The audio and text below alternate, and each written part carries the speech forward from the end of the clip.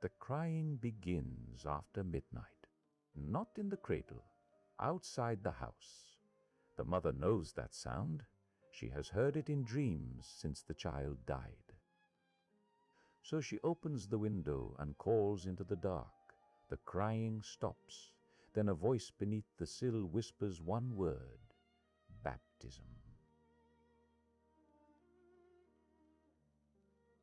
In parts of Romanian folklore, the dead child who had not been baptized could not find peace.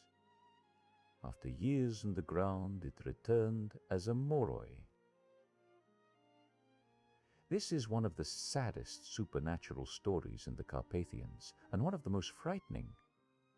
A moroi is often described as a small kind of strigoi, a restless spirit connected in some traditions to a child who died before baptism, was stillborn, or died very young.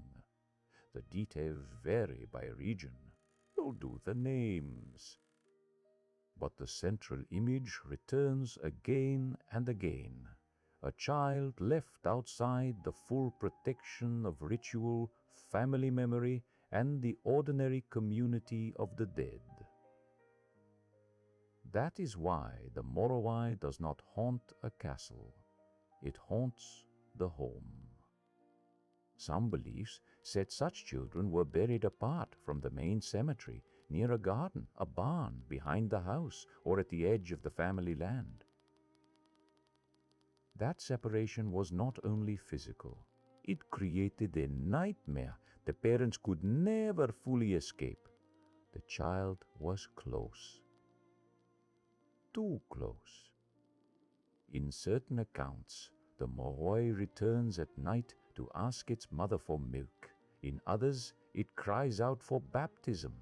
If no one responds, it may become dangerous, entering through windows, frightening households, harming livestock, or attacking other small children.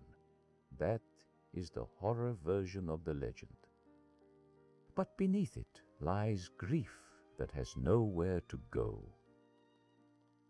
In earlier rural communities, infant death and stillbirth were tragically common.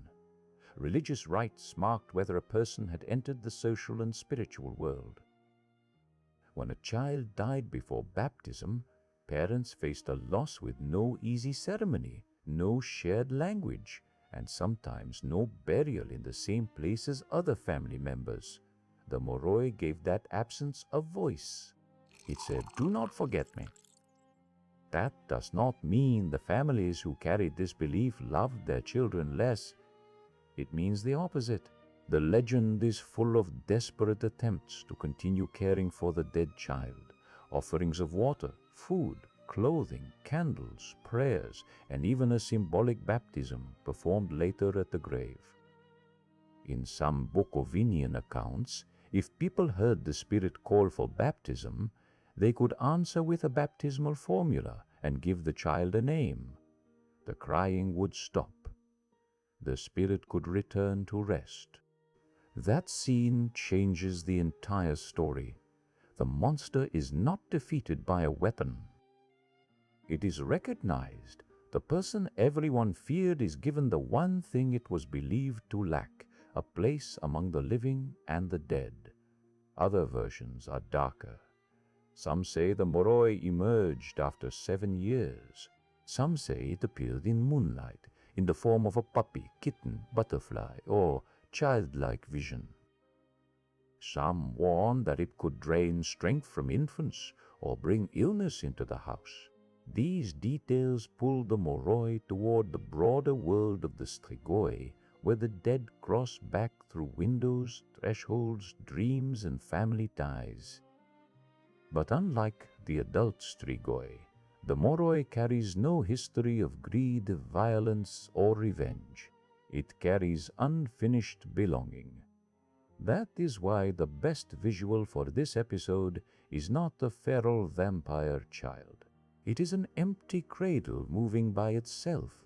It is a candle burning at a grave no one visits. It is a mother hearing a voice she would recognize anywhere and being terrified to answer. The old rituals were attempts to repair a break that death had created too soon. In parts of Moldova and Bukovina, families could bring holy water to the child's grave at Epiphany for years, repeating baptismal words as they poured it in the sign of the cross. Whether anyone believed the spirit literally rose from the earth is almost beside the point. The family returned. They spoke the child's name. They refused to let silence be the final burial. The Moroi is frightening because it turns the most innocent sound in the world, a child crying, into a call from the other side of the threshold. But it is also a story about memory, about what happens when grief has no ritual, no grave inside the community, and no answer. If you heard that voice call for baptism beneath your window, would you open the door or light a candle and wait for dawn? Tell me below. Subscribe for the next episode, because the next men do not fear the storm. They ride inside it.